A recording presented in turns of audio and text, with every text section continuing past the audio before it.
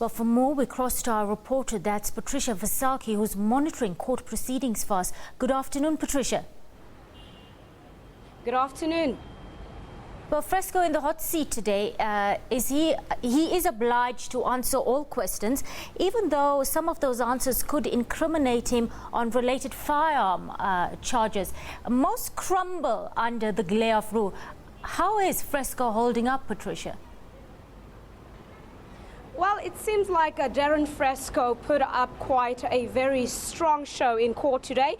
He stuck to his evidence, even though the defense's advocate Barry Rue tried obstinately to punch holes in his testimony and try to, of course, cast doubt on what exactly happened at both occasions that he testified, that he was present when it seemed like the Paralympian Oscar Pistorius had acted recklessly with his firearm in public. Now, we do understand that Darren Fresco is the friend of Oscar Pistorius, and he today came and confirmed the testimonies of other two witnesses who testified last week, who said that Darren Fresco was present at both occasions when Oscar Pistorius had acted recklessly with his firearm, discharging it in public. The first was Kevin Lerena, who testified about the incident that took place in a restaurant, Tasha's, in Johannesburg. And the second, of course, was Oscar Pistorius's girlfriend, or ex-girlfriend, to be correct, and that was Samantha Taylor, who told the court how he recklessly fired a gun through the sunroof of a vehicle when she was present, and of course Darren Fresco was also that. Today in court, Darren confirmed both incidents, and he even went as far as saying that Oscar Pistorius loved his gun very much, and we know that this goes to the heart of the state's argument about trying to prove that Oscar Pistorius, had acted recklessly with his firearm at numerous occasions, and it goes directly to their argument of trying to prove that he had contravened the country's Firearm Controls Act. But to tell you more about what happened in court today, I am joined by my colleague Mangoba Mngunu, who followed the court proceedings much more closer today. Mangoba, this is the second character witness that we have seen coming forward. What can we read out of that? Well, we can certainly see that the state here is trying to prove its case, that Oscar Pistorius is not what everybody thinks, is not that golden boy that everybody sees, but that Oscar Pistorius indeed had a darker side to him, and that darker side being that, first of all, he loved guns, and that he was a person who's very short-tempered, a short-tempered man also who reacts with violence when confronted with a situation.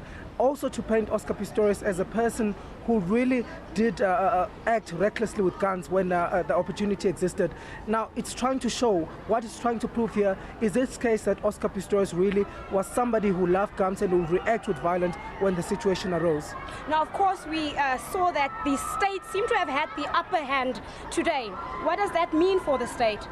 Well, it's definitely going to the state. I mean, it's trying to prove Oscar Pistorius as a person who really was violent and a person who reacts with guns. It's trying to show that even on that night of Valentine's Day, if Oscar Pistorius was confronted with a situation where he lost his temper, it will be the first thing that he'll react with. It will be the first thing that he'll pull. His firearm was what he would use in a situation like that. So it's trying to paint him really as this dark character who is prone to violence and who loves his gun and loves to use guns recklessly. Of course, that was my colleague Mangoba Mngunu, but let's focus our eyes at the exit of the North Gauteng High Court.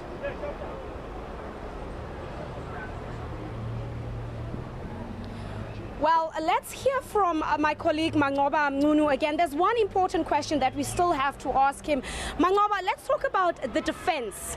Of course, they did not take anything lying down today. We saw Barry Rue again trying to punch holes in the testimony of Darren Fresco. What did you read out of that?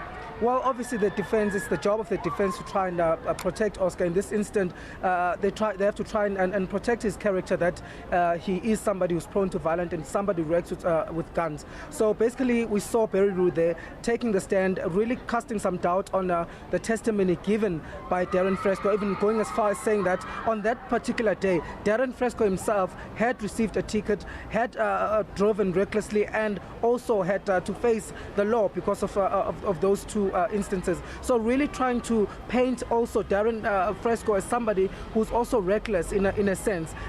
So saying that nobody's better than the other, but at the same time also trying to show that some of the testimonies that Darren had given, for example, the incident at Tasha's where Darren Fresco said that Oscar should take the blame. They're really asking, punching holes in that to say, did you hear Oscar saying that you must take the blame? Did really Oscar say that? So just to cast doubt on the claims that he had made, to try and make sure that Oscar's character at least is not that damaged. Okay. And that's how we wrap up the 7th day of the Oscar Pistorius murder trial here at the North Gauteng High Court in Pretoria. We're back again tomorrow, and of course we're expecting a new witness to take the stand tomorrow.